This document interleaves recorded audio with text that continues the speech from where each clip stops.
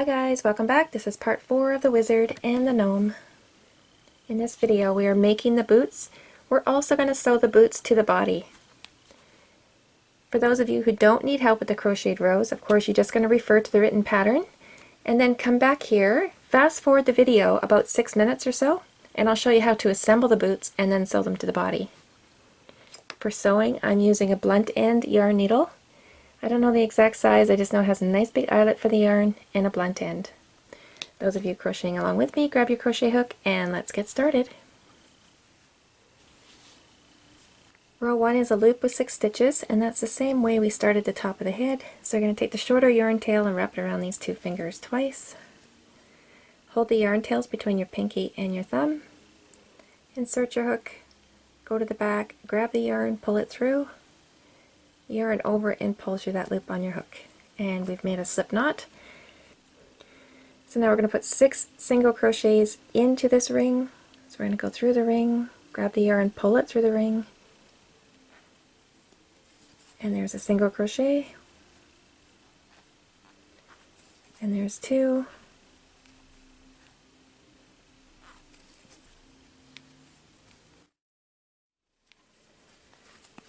five, and 6. Now we're going to close up the ring.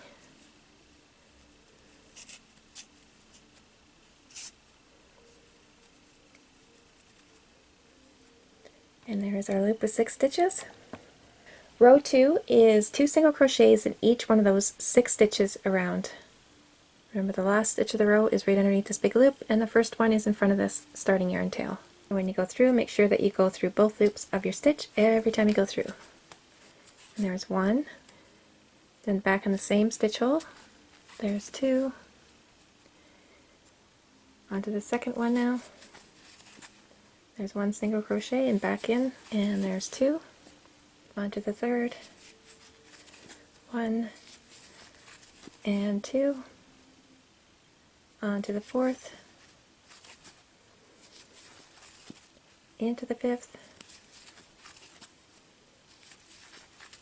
and last one of the row, 2 single crochets into the 6th. And there's the end of row 2, and now we have 12 stitches around. So if you have a big gap in the middle there, make sure to close that up. So pull on that yarn tail and close it up, because it is going to be the front of your boot, so you don't want a big gap there. Okay, we can add a marker. Rows 3 to 5 is 1 single crochet in each one of those 12 stitches for 3 rows. So you can pause the video now and we'll meet back here at the end of row 5. Remember to move your marker at the end of every row. Also remember, if your piece starts folding up on itself, if it's going this way, that would be the wrong side, so just take a moment to turn it right side. 1 single crochet in each one of those 12 stitches for 3 rows. At the end of row 5, now I've moved my marker. So if you've lost track, you can count the rings. You start down here at the middle circle, count behind your marker, 1, 2, 3, 4, and 5. Row 9, we're going to decrease the row by 2 stitches. So we're going to put 1 single crochet in the next 4 stitches. 1, 2, 3, and 4, and now crochet 2 together. Now we're going to repeat that one more time. 1 single crochet in the next 4,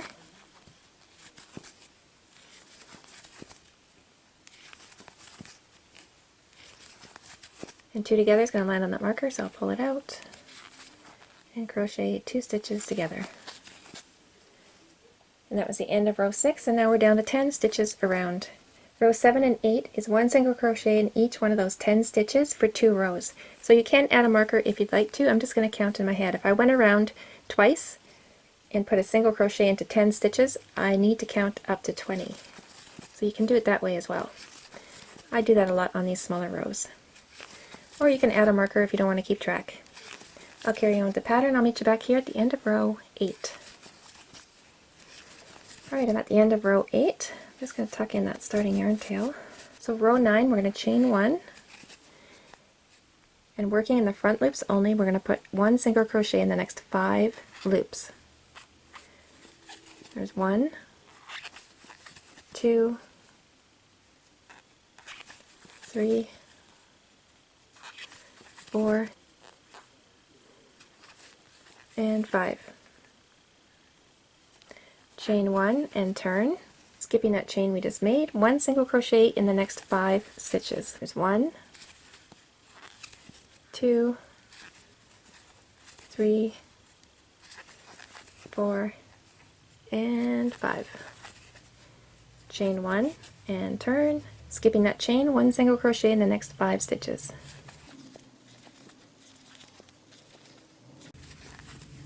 Okay, now we're going to finish off, leave a nice long tail for sewing. You're going to use this yarn tail to sew the boot to the body. Pull the yarn tail through that loop, bring it down a ways, and then pull tight. So here's one I just finished, and you can see I didn't stuff very much. I just put a little bit in the tip, and that's the first 3 rows. 1, 2, 3. And I just put a little bit of yarn in the very tip. You can use stuffing, but I find yarn works just as well, and then you don't have to worry about the stuffing being pulled through the stitches when you sew it onto the doll. Just want to make sure that they match. And there's a little bit too much in there because I already had the starting yarn tail in there. So I'll just cut a little bit free. That's a bit better. Where we crocheted in those front loops, it created a bit of a flap, so it'll fold back naturally. Okay, and when you sew, bring the first stitch through the heel itself, so we're not starting off in a corner. Okay, now I need to bring that back into shape because I pulled on it too hard. There we go. Stretch it back into shape. Now I'm going to fold it back, and I'm going to sew across here, going through the boot itself, right through.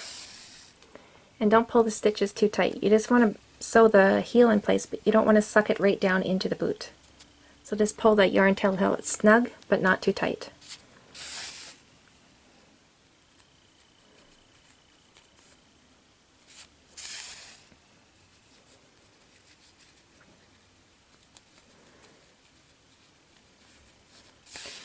Okay, I'm going to put a little stitch across there.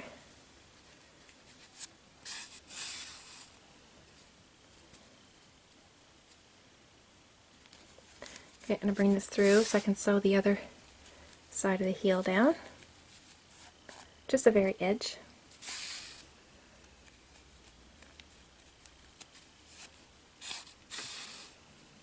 There we go. Now I just throw a couple of stitches around here, just a couple of whip stitches.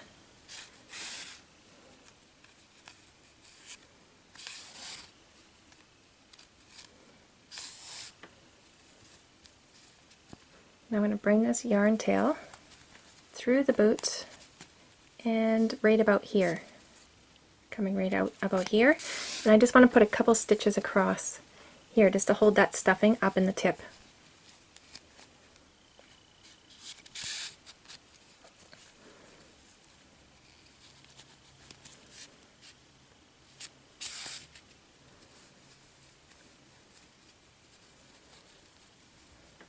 And that's all there is to it. It's nothing fancy. It does the job nicely, and adding that little heel on there, if you'll notice this guy here, when I first made the boot I didn't add heels to them, and I noticed like this one will stand up, but sometimes he's ready to flop over. But when I added that, yeah, there he went there, see? He's ready to flop over unless I set him, like I purposely set him down. This guy, it doesn't matter. I could just put him down and he always will stand, and that's because I added the heel to the back of the boot. So it's just that little bit of extra support, and it evens this part out. So it really does help the doll stand on its own. So if you're new to amigurumi, this part is going to feel a little bit awkward, and you might think it's difficult, but it's really not. It's just awkward to hold if you're not used to sewing amigurumis together. This just sits on top to hold that stuffing in. That's all. It just acts like a cap. And you want it so you don't see any of the stuffing on the outside. So I'm just going to place it there on top, and I'm going to relax and let my yarn needle do the work. So I'm going to bring the yarn needle down through the boot I'm going to go through the back loop. So just this side only, we're going to work in the back loops. On the rest of it, it doesn't matter. So bring it through the back loop. See how gently I'm going? I'm not pulling everything so tight, I'm not holding anything tight. So there we go. Now I'm going to bring it back up into the boot. And there our first stitch is in. And you can't see the brown yarn on the outside of the gray. So I'm going to go back down into the boot through that back loop of the leg. See, and I'm just gently going to pull the yarn tail through. I'm going to go back up into the boot. Give it a little tug, and there's 2 stitches in.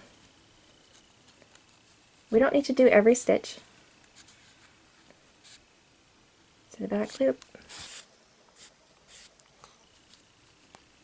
and then back up into the boot.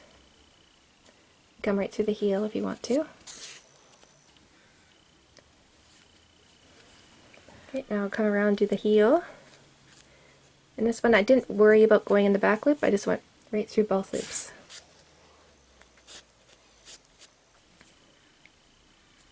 See how I'm pushing those stitches back a little ways, and then up into the heel. Give it a little tug, back down and over a little ways, and then come through both loops. I'm going to let my needle just push those stitches back just a little ways, and then up into the heel. Alright, now I'm going to do this side here.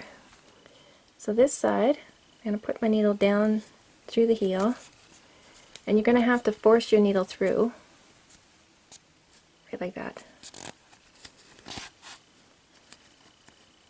So that one took a little bit more force just to get the needle through there. Give it a little tug, and then go back up into the boot.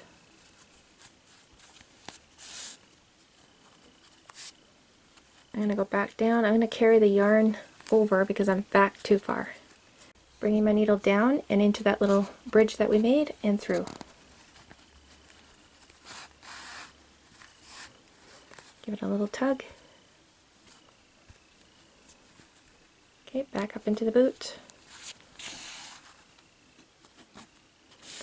And that awkward part is over. That's actually sewn in there. Okay, now we just need to do the front. Back down into the boot. And I'm going to come through.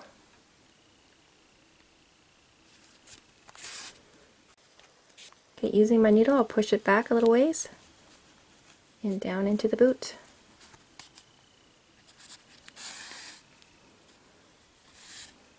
Give it a little tug. See the stuffing, I'm just going to push that back. There. And I believe we are done. So I'm going to bring it down one more time. Just push those, use my needle and push the stitches back a little ways and down into the boot. And we are done, folks. That's it. That's all it takes. And that boot is firmly sewn into place. And I didn't have to do any force, just that little bit of awkward stitching in the middle. Okay, now I'm just going to wrap around a stitch post before pulling that all the way through. Go through that loop and then pull. There, I've just knotted it off. Now carry my yarn down and anywhere, come out anywhere.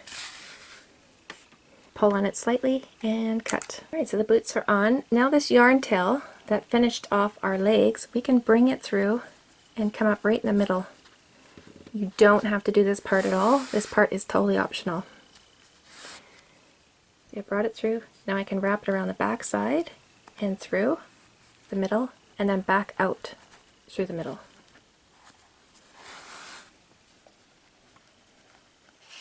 And then I can pull. So I just gave it a little bit more definition, but that is totally optional. You don't have to do that at all. Okay, now I can just knot it off. I'll just carry it through anywhere. And I'll knot it off. Carry it out and away. pull on it slightly and cut.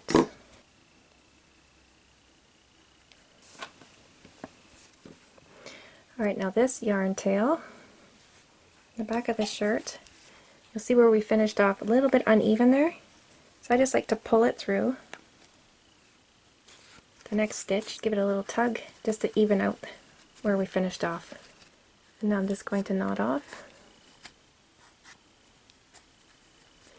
And I'll just carry it away, out anywhere, pull on it slightly, and cut.